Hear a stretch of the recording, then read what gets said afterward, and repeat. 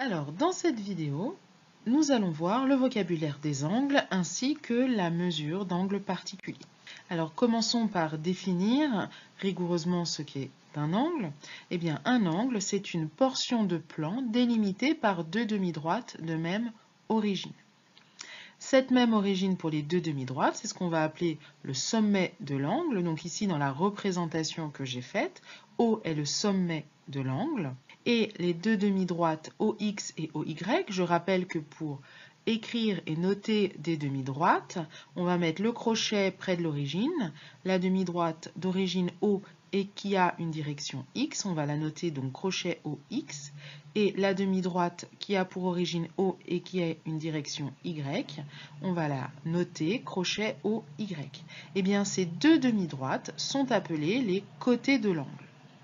Alors évidemment, on peut comparer des angles entre eux grâce à leur gabarit, mais si on n'a pas de gabarit, on a plus facilement l'utilité d'un rapporteur qui va mesurer des angles en degrés. Donc l'unité de mesure des angles, c'est le degré que l'on note avec un petit rond en hauteur et on utilise un rapporteur pour mesurer un angle. Alors, ces deux demi-droites, OX et OY, eh bien, si on fait bien attention, elles délimitent non pas un seul angle, mais deux angles. Un qu'on pourrait dire à l'intérieur des deux demi-droites, qui est plus petit, et un angle plus grand à l'extérieur des deux demi-droites. Alors, l'angle qui est le plus petit, c'est ce qu'on appelle un angle saillant, et on le note avec l'accent circonflexe, le chapeau à l'endroit.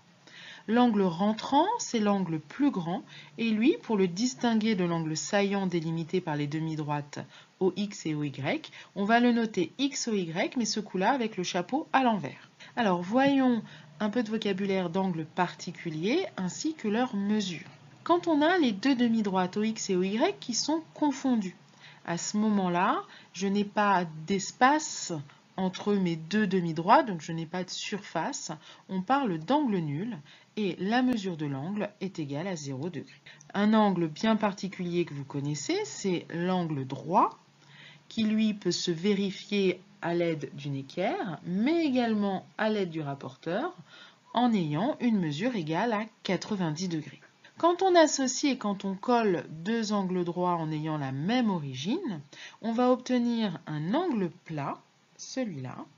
Et à ce moment-là, comme j'ai collé 2 à 2 un angle de 90 degrés, eh bien 2 fois 90, ça fait 180. Donc l'angle plat mesure 180 degrés. Maintenant, on va parler des angles qui sont plus grands qu'un angle nul et plus petits qu'un angle droit. Autrement dit, les angles qu'on pourrait mettre, si on a la même origine, entre l'angle nul et l'angle droit. Eh bien, c'est ce qu'on appelle un angle aigu, et sa mesure est donc comprise entre 0 et 90 degrés. Si on a un angle plus grand que l'angle droit, mais plus petit que l'angle plat, on dit que c'est un angle obtus, et sa mesure d'angle est comprise entre 90 et 180 degrés.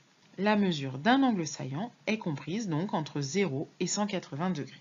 Pour ce qui est d'un angle rentrant, autrement dit, l'angle qui est à l'extérieur des deux demi-droites, eh bien forcément, sa mesure va être supérieure à 180 degrés. Et on a un cas particulier qui est l'angle plein, c'est-à-dire quand les deux demi-droites OX et OY sont confondues.